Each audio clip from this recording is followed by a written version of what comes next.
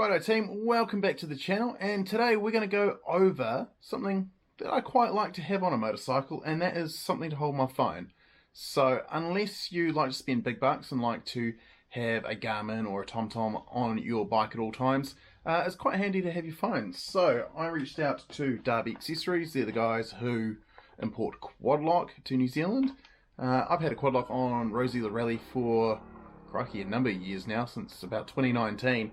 So I'm pretty familiar with the system, and I've got what I think is the essentials here to slap on to the Moto Morini X-Cape long-termer. So we'll do an install video, and I'll talk to you about why I quite like the quad lock system, the pros, the cons, and yeah, we'll see how it looks on the Moto Morini. So the reason I have got a completely new quad lock system rather than just taking the one from Rosie, moving it on to the Morini, is mostly because, well, it's not exactly the most efficient way of doing things. Part of the reason you get a quad lock is for the efficiency of just tapping your phone on, click, and you're away, versus, yeah, having to bust out a small Allen key, unscrew it, take it off, screw it back on. So second set is definitely handy for that, and primarily, my quad lock that's currently on Rosie won't fit on the Morini. The Morini's got fat bars on it, and I gave away my fat bar adapter for the quad lock a number of years ago. So, new one it is. These aren't particularly expensive. I'll chuck the pricing up in the bottom of the screen here. But we've got the main part, the actual handlebar mount itself, but I also got the must-have vibration dampener. So if you've got a modern phone, like an iPhone, basically from an iPhone 11 onwards, or any of these new dual camera phones, there we go. One of these cameras has a little sort of, I want to say focus ring, but basically the internal mechanisms of modern phones are not built to withstand the vibrations of motorcycles. So grabbing a vibration dampener, it is only about 30 bucks. Again, I'll put the actual price in the bottom here. That is a must-have. So, got the quad lock, got the vibration dampener, and because it is currently pouring with rain outside, I also got myself the iPhone 11 poncho, which I've been meaning to get a poncho for my phones for a while now, and on one big day, which they've renamed One Hard Day, I found out the hard way what happens when you got your phone plugged in and you're navigating in the rain. And this was thankfully on my old iPhone 6S. Water ended up travelling up the cable into the charging port, and the phone didn't charge and went fat pretty quick. It also got soaked. So poncho, basically it's a raincoat for your phone, just goes over the back. It's sized specifically for your phone while it's in a quad lock case. So there is my iPhone 11 in the iPhone 11 case. And yeah, now that we've sort of gone over this stuff, I'm going to wheel the Moto Morini over here, because it's currently out of shot and surrounded by a whole lot of junk. And we will do a quick install and see if we can fit this up in a nice place. In my mind, I want it to hang right over the clamps for the handlebars, so it's nice and central, and it'll be nice and sitting underneath that big 7-inch TFT screen. So, I'll go grab the Morini, and we'll bust out the incredibly difficult tools, which is basically an Allen key, 2mm Allen key from memory, and we'll slap this on the Moto Morini. So, let's get into it. Rightio guys, so got the Moto Morini X-Cape right next to the desk now, so I have a handy place to put the quad lock stuff. Pulled everything out of the quad lock case, and I've noticed straight away that quad lock have redesigned the actual mounting clamp that goes on your handlebar. So on my quad lock, that's on Rosie the Rally, on my original quad lock I should say, this is also my quad lock now, essentially it was a mirrored system, so it was basically 2 bolt holes, you had to get a 2-piece clamp, and it was a wee bit fiddly for installing, but now they've put a hinge on that, and that is going to make life so much easier for installation. And I don't know about anyone else, but I've gone through multiple positions on Rosie the Rally for where I've had my quad lock. I finally settled on keeping it up on the rally tower, but yeah, for moving these around, taking them on and off bikes, if you're changing bikes, that is going to make life just so much easier, and all for a little hinge. So A+ quad lock like that. So I've already slapped on the adapter onto the handlebar. I'll wick it off.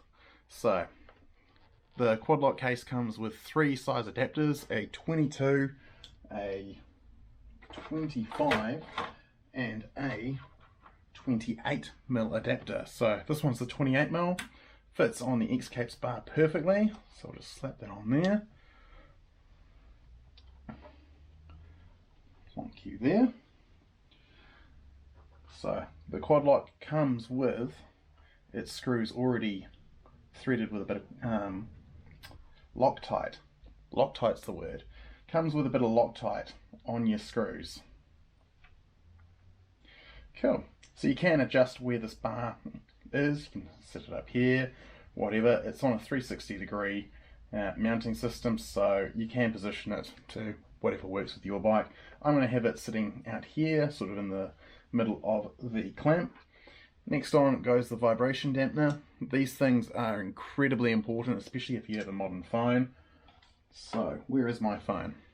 So I'm running an iPhone 11, not the fanciest phone on the market, but still fancy enough, using 2 cameras. Now one of these cameras has an internal mechanism for the lens, and basically it doesn't like vibration, and it doesn't take much to stuff it. So my first iPhone 11, which was thankfully replaced under warranty, lasted a whole 25-30 minutes without the vibration dampener, and essentially when you tried to use the camera it looked like you were underwater. It just wouldn't focus. It was quite a pain in the bum. So yeah, vibration dampener, you want one. The way it works, it has 3 little rubber isolators, and essentially they soak up all of those high frequency vibrations. I've been using my iPhone 11 with this for about 6 months now. Originally I was too scared to put it on. I'm not afraid to admit that. I was very cautious. But after seeing plenty of other people have heaps of success with this, I decided, why not? So yeah, I've been having good experiences with the vibration dampener. Highly recommend it. I would even go as far as saying it's a must-have.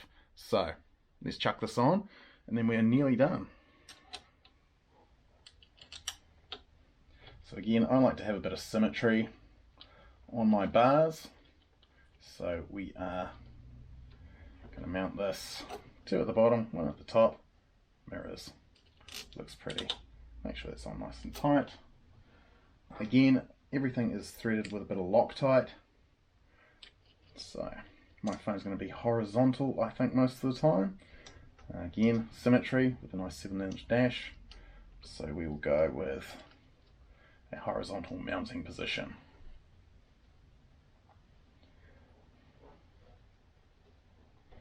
There we go. Going nowhere, mate. So now it's as easy as clicking in. Righto. Now that gives me perfect access. I can just chuck a charging cable straight into the dual USBs on the X-Cape, or if it's raining, I've already whipped this out of its bag, I have the rain poncho, which just easily slides over your phone like that, and that covers up your charging port, your buttons. You can still use your phone. They do say you might have a bit of issue if you've got a screen protector on, which, let's face it, we all do, but it's not hard to whip off if you need access. And to be honest, most of us have our phones on our bikes for navigation purposes, so set your nav and forget it. So that is the quad lock system installed on the Moto Morini X-Cape long-termer.